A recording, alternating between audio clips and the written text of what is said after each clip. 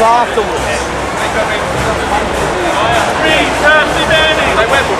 Free Palestine! Free India! We want freedom! The Waggers! United! Never be defeated!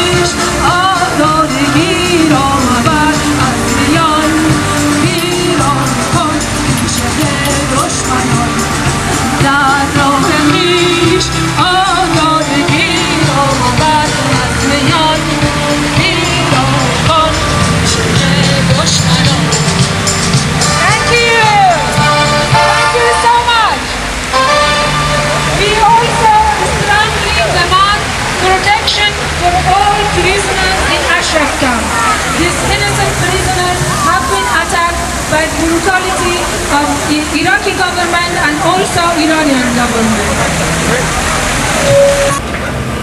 Thank you, comrades. Before I start, I want to pay our respects to the elders past and present, the Gadigal people of the Darug Nation, whose land we stand upon today. So we pay our respects to them. Obviously, there's been many struggles in this country. There will continue to be many struggles in this country. And one of the biggest struggles that we face is our Indigenous brothers and sisters. So today, for May Day, we must extend our concern and our solidarity with their struggle in the Northern Territory and across the whole of this country for justice, equality, dignity and respect. Last year, ARC Tribe attended this rally and addressed you all about a very serious situation he was personally faced and a principled stand that he took for all workers in this country to oppose the ABCC, the Australian Building and Construction Commissioner. After a 2-year battle, ARC got his dime in court in Adelaide, and the judge decided on the 3 counts that were brought to him that he had to answer for under this anti-worker legislation that ARC was innocent. ARC was innocent because the ABC had overstepped their own authority and their own laws in their blind, wanton and sometimes ideological crusade to destroy workers' rights and considerably destroy organised labour and unions within the building and construction industry. So to ARC Tribe, again, our solidarity to ARC for his principled stand and certainly for this union for standing behind ARC in his battle. The union will continue to pursue the abolition of the ABCC. There is no place in a democratic society like Australia for an organisation like the ABCC and what it stands for and what it's trying to achieve. Other issues I want to raise today with you briefly is that the attack on workers continues relentlessly, not just across the world, but in Australia as we speak. In the building and construction industry, we have seen the proliferation of sham contracting, of trying to turn organised labour into independent contractors, and in doing so, dudding those workers out of holiday pay, superannuation, workers' comp rights, etc, etc. And we've seen the proliferation of sham contracting in this industry and others, and we are committed to the abolition of sham contracting. And right now, the CFMEU has launched a national campaign to highlight the inequity of sham contracting and what it does to workers, and in particular what it does to building workers. And we'll continue to campaign. We call on all workers for their support in our campaign. We also have another issue about job security, about protecting delegates' rights and winding down reliance upon labour hire in the building and construction industry. All 3 of these are under attack from the big end of town and from big business. So we must be vigilant. We must be pushing forward with a campaign of collective labour, collective agreements, strong and tough trade unions to protect the rights of their members.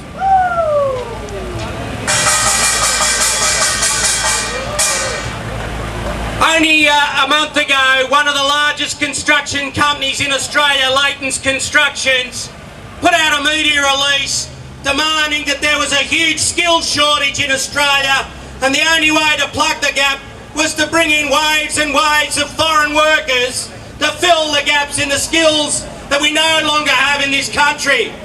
What a ruse that is! It's a ruse because it's companies like Leighton's for the last decade that have contributed absolutely nothing to the training of apprentices, training of trainees and skilled workers in particularly the building and construction industry. And it's a bit much for them now to come to the government and to the Australian people and the lack of commitment to youth employment opportunities and say, we want to be driven by by profit. We see there's a gap. The only way to do that is to bring in very cheap labour from overseas. We see that as the only way that the economy can survive. Comrades, that's another ruse from the big end of town. It's about committing our workers and our unions and our youth to well-paid apprenticeships and training in this country. That's the only way we will survive as workers, and that's the only way we will survive and protect our working conditions. Another push from the big end of town has been the safety harmonisation laws that we face in the coming months. At the start of next year, there'll be a new safety regime rolled out across Australia. Again, the big end of town says it was a missed opportunity for them because they don't want to spend any money on safety. They don't want to protect the rights of workers and make sure they're in a safe working environment. They see it as a major cost and an attack on their profits. Let me just say, the safety harmonisation process has not delivered the strong outcomes we need for the protection of workers in the workplace. And we will continue to fight to ensure that those standards are maintained, and we'll make the government accountable for this shitty legislation that they're going to foist upon workers in this country. The last thing I want to raise is international solidarity, and one personally I take a great deal of interest in. I know that there are many struggles, particularly in the Arab world at the moment, but there is one struggle that has been going on for the last 48 years, and that's the struggle of Palestine. And I'd like to say today that I think we need to acknowledge the principal stand that the councillors on Marrickville Council took in raising the issue of the Bans, Divestment and Sanctions campaign that they ran and were defeated by the huge Israeli narrative and machine in this country. What they did achieve was great debate amongst a lot of people in the community about what is the benefit of entering into a BDS campaign against Israeli products. What it did highlight was the sheer amount of influence the Israeli companies have in this country, the sheer amount of contracts that the council itself had led that it couldn't pull itself out of because of long-term contractual commitments.